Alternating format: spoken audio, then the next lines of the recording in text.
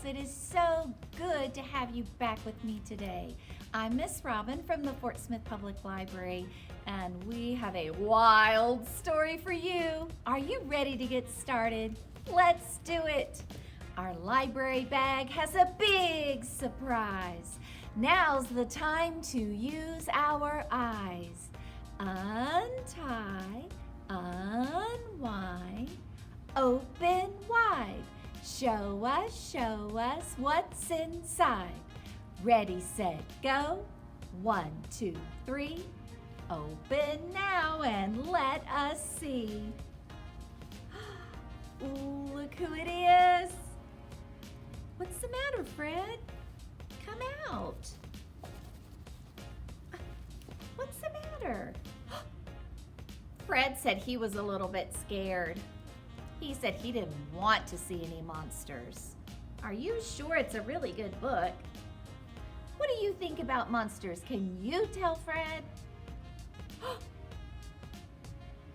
right, well, let's see what the book is. Are you ready? Well, let's tell Fred, see you later, alligator. Okay, Fred's going in. And our book is coming out. How many of you have heard this book before? Can you tell me, me? Louder, louder. Okay.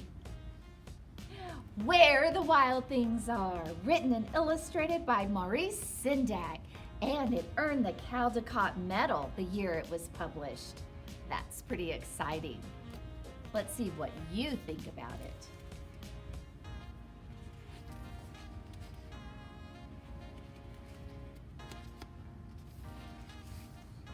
Where the Wild Things Are. It was published by Harper Collins, and we sure are glad they are letting us read it to you today.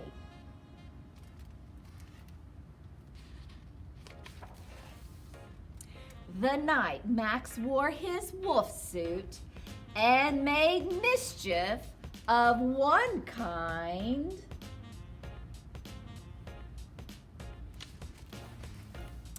and another,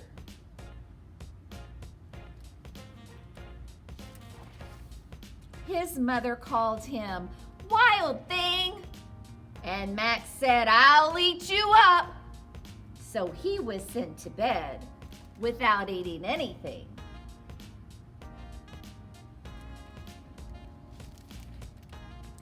That very night in Max's room, a forest grew.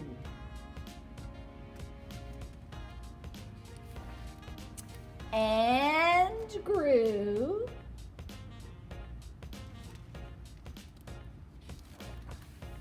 And grew until his ceiling hung with vines and the walls became the world all around.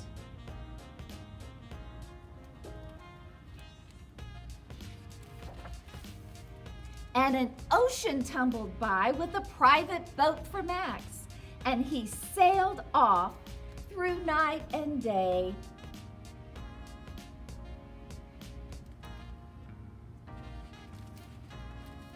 And in and out of weeks and almost over a year, to where the wild things are.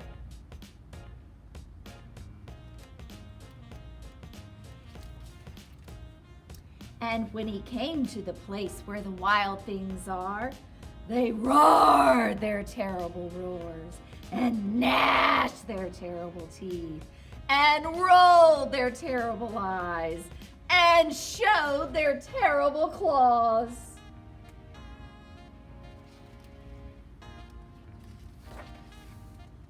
Till Max said, "Be still," and tamed them with the magic trick of staring into all their yellow eyes without blinking once. And they were frightened and called him the most wild thing of all.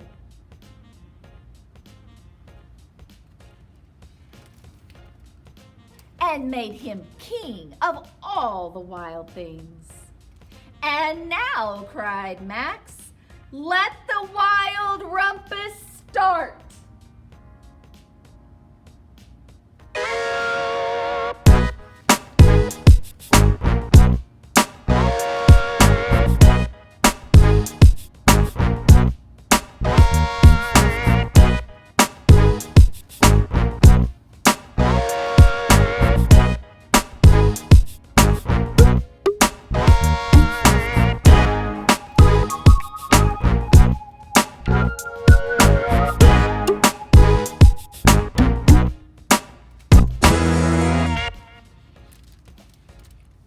"Now stop," Max said, and sent the wild things off to bed without their supper.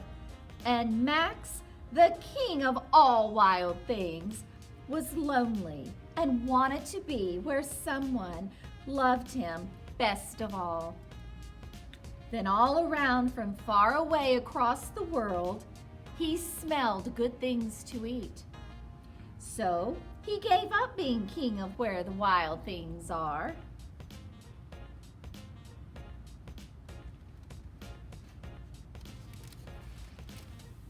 But the wild things cried, "Oh, please don't go. We'll eat you up. We love you so." And Max said no.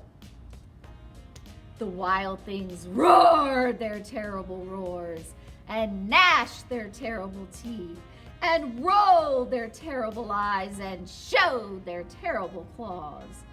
But Max stepped into his private boat and waved goodbye.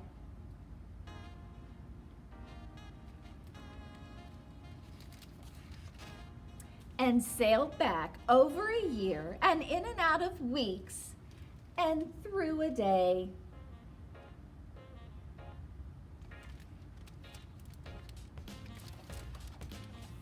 And into the night of his very own room, where he found his supper waiting for him.